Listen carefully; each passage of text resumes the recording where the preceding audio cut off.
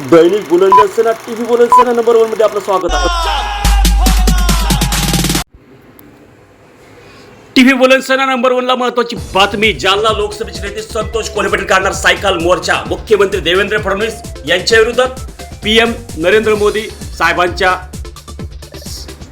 मागणी करता आणि रेल्वे मंत्री अश्विनी कुमार आणि नितीन गडकरी जे कॅबिनेट मंत्री आहे यांच्याकरता हा मोर्चा 19 जिल्ह्यांमधून महाराष्ट्रातील जिल्ह्यात राज्यातील विभागातून जाणार आहे। हा मोर्चा जालना, बारामती, रत्नागिरी, कोल्हापूर, सांगली, सातारा, गोव्याच्या सरहद्दीपर्यंत आणि कोकण, पुणे, नाशिक, सांगली, कोल्हापूर, मुंबई, रायगड ह्या भागातून जाणार आहे।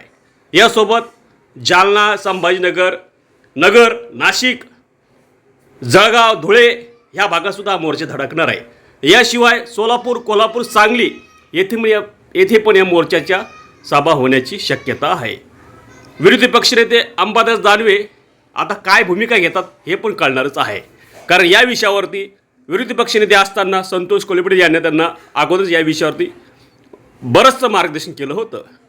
आता माजी रेल्वे मंत्री रावसाहेब दानवे कोणती भूमिका घेतात हे पण पाहावं लागेल, कारण रावसाहेब दानवे आणि संतोष कोल्हे एकाच पक्षातले अर्थात एकाच सत्तेतले नेते आहेत आणि सत्ता पण कोल्हे पाटलाचीच आहे।